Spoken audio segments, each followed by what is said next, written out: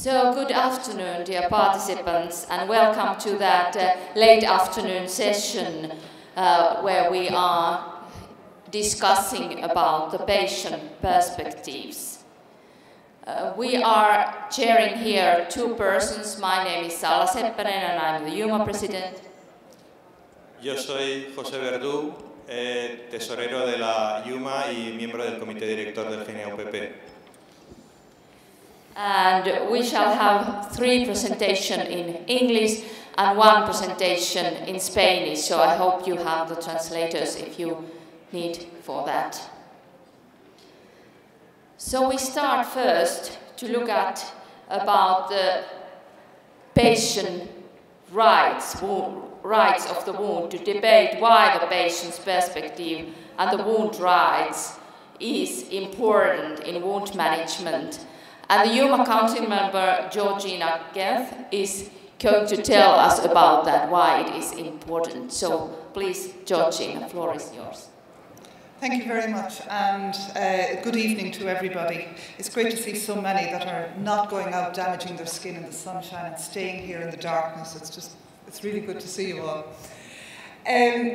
My brief was to look at patient rights in wound management, and this has arisen out of discussions that we have had around rights for patients with wounds. And I was saying to my colleagues that, you know, the more I read into all of this area, the deeper it just seemed to get. And the more, I suppose, how inadequate we are in terms of discussing some of this. So what I want to do today, I suppose, is to perhaps raise some questions and help to start some discussions and conversations around patient rights as it relates to wound care. So in looking at it, we need to look at what rights are, what are human rights, because we're looking at humans, even though we have a veterinary section in the conference, but we're not looking at animal rights. We're looking at patient rights, and then rights of patients with wounds. So what are rights? The Stanford Encyclopedia of Philosophy defines rights as legal, social, or ethical principles of freedom or entitlement. That is, that rights are the fundamental normative rules about which is allowed of people or owed to people according to some legal system, social convention, or ethical theory. So it would probably take us a half a day to try and just digest that definition on its own. And what it shows you is that it's not just within one domain. Rights are within legal, social, ethical domains. And they're influenced then, particularly in healthcare, by what's normal, the health systems within different countries, cultural influences, and so on. So we have different types of rights. We have natural rights versus legal rights. We have claim rights versus freedom rights or liberty rights. We have positive rights, where we are right to something, versus negative rights, where we have a right not to have something done to us. And we have individual rights, or we have rights because we become members of a particular group. So what are human rights then? And human rights are norms that help to protect all people everywhere from severe political, legal, and social abuses. So they're beyond probably what we're considering. They're more to do with cultures and politics than they are about patient rights. And those human rights, these have been recognised by the global community in the UN Declaration of Human Rights, which was first adopted in 1948. And that was reaffirmed again in 2005. And the Charter of Fundamental Rights of the EU was adopted in Nice in 2000, and the Lisbon Treaty then recognised this charter. So how do we view it? Now, these diagrams are my own attempt to try and put a picture on this. So we could look at rights in terms of religious rights, in terms of laws and ethics, in terms of politics, economics, social and cultural. And to just show how much we can expand on these, if we just look at the political ones alone, within the political rights, we've got influences such as government policies, we've influences such as lobby or pressure groups, such as international influences, so what's happening in other areas, and in terms of trends as well. And just to expand this out again, these are again influenced by legislation. So are there legislations that affect rights, or are rights then used to design legislation? They're also influenced by the patient charter, which many countries have their own patient charter. But these charters then across the EU are managed by different laws. Some countries have a single law, whereas others have laws under healthcare, laws under social care, and so on. And then also influenced by wound management organisations, by benchmarking against other groups or other countries, and consistency with other groups or countries. But each of those, in turn, if you looked at law and ethics, will influence the political agenda, which in turn can influence economics. So it's not right to imagine it as a linear process. All of these are intertwined, and we could play with this diagram and you'd see so many branches and streams to it. You start to realise how complex of an area it actually is. But part of, I suppose, rights goes back to the citizen, and how the citizen participates in the shaping of healthcare, but also in the shaping of rights. And one of the foundations to how this was understood was back in 1969 by Arnstein's ladder of citizen engagement. Now, what must be borne in mind was this ladder really was the precursor to which others have modified this model. So the model would not be quite reflective of what's happening today. But in Arnstein's ladder, what she did is she looked at 8 steps in the ladder, and they all worked in one direction. So the bottom step of the ladder is manipulation, which goes right through to the top rung of the ladder being citizen control.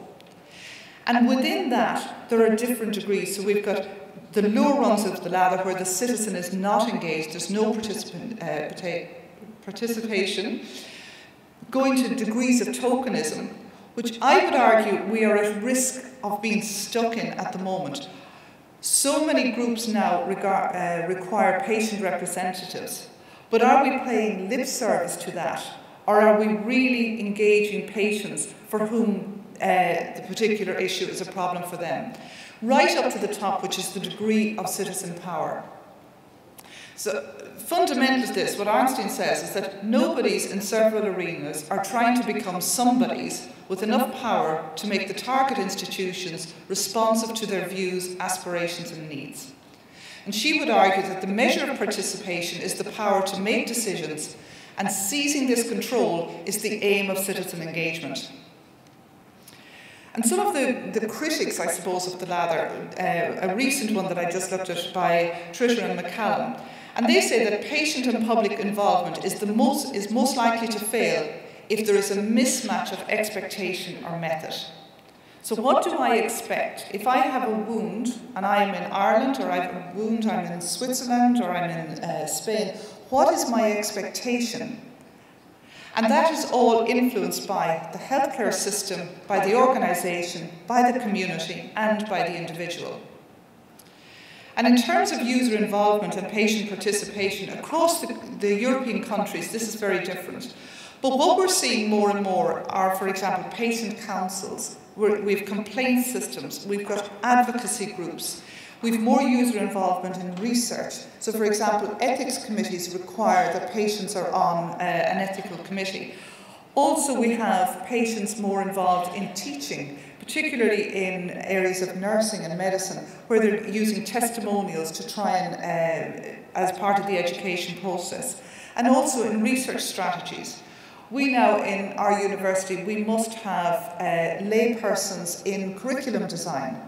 So there is more of a move towards engagement in this whole process. And by doing that, involving the patient in this decision-making process helps to ensure that policies are implemented which supports the patients and their carers' needs and capabilities. So what are the rights then of being an active citizen? Well, each individual who acts to protect his or her own rights and of the rights of others therefore acts as an active citizen. They are engaging in the process. And there are 3 general rights. the right to perform general interest activities. So I have a right to go, join a club if I wish. The right to perform advocacy activities. So as part of EWMA, I have a right to be part of it and I have a right to advocate. And then the right to participate in policy making in the area of health. So as a citizen, one has all of these rights, not just as a health professional. So in 2000, the first patient charter, the European Charter of Patient Rights, was launched. And this has 14 main points, which are patient rights, which we're just going to look through. But when you look at these, I want you to see them from the viewpoint of a person with a wound. Are they achieving those rights? And how can we help people? And how can we advocate that these rights are actually achieved? So they have the right to preventative measures. They have the right to a proper service in order to prevent illness. That is a right that is written down under EU Charter. They have a right of access to the health services that his or her health needs require. So I may have that right, and that's wonderful, but are we paying a lip service to that right? How are we moving towards achieving that right for the individual? And the health service must guarantee equal access to everyone, regardless of where they live, regardless of their finances, the kind of an illness they have, or the time of access to the service. They have the right to information, so people have a right to access their own records, and this is now, in Ireland, I know it's through the Freedom of Information Act. But they also have the right to scientific research and technological innovation as it becomes available. Now that comes with a huge burden, because so much new technology and innovation is actually very expensive. So how do you allocate resources and still ensure that people actually have their rights? They have a right to consent. Every individual has the right to access the information they have and to make an informed decision. They have a right to free choice. So they have a right to choose from different treatment procedures and providers on the basis of adequate information. So that's putting in that there may be a range of providers, which is not always the case. Oftentimes there's one provider. They have a right to privacy and confidentiality, and that's in terms of the conduct of their treatment. So, they have a right that other people don't know what's going on for their treatment. They have a right to respect of their time. They have a right to receive information in a swift and predetermined period, and that right applies to each phase of their treatment. They have a right to observance of quality standards, so they have a right to access high-quality health service on the basis of specification and observance of those standards. They have a right to safety, and that safety is broadened in that what the Charter is saying is that medical practitioners, nursing personnel, all healthcare personnel have a duty, and their healthcare service has a duty to maintain their competency in particular areas through updates, ongoing education, so that the patient will achieve a safe service. They have a right to innovation, so that they have a right to access innovative procedures, including diagnostics, and that should be according to international standards and independent of economical or financial considerations. So that you can see that while they're all very laudable, but they're very aspirational in some ways. They have a right to avoid unnecessary suffering and pain, and as we know, particularly in wound care, pain is a particular issue. They have a right to personalised treatment, so we're going into the realms of individualised care. They have a right to complain, and they must have somewhere to complain to. They may complain whenever he or she has suffered a harm, and the right to receive a response or other form of feedback. And finally, they have a right to compensation, so that each individual has the right to receive sufficient compensation within a reasonably short time whenever he or she has suffered a physical or moral or psychological harm caused by a health service treatment. So they're the 14 rights as laid down under EU Charter, and you can see the enormity of them. And this is only giving you a very brief synopsis of each of those rights. So for patients with wounds, What are their rights? They have a right to prevention, they have a right to early intervention, correct diagnosis, correct intervention, support in making their decisions, and monitoring and follow-up. So I would argue, do we need wound patient rights? Or, I would propose, do we need to advocate for patients with wounds to achieve patient rights? So say, I've only perhaps given you the shortest of introduction to patient rights and how that might apply to wounds. But we need to start our conversations around this.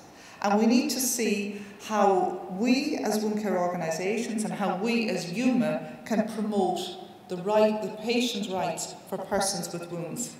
Thank you very much.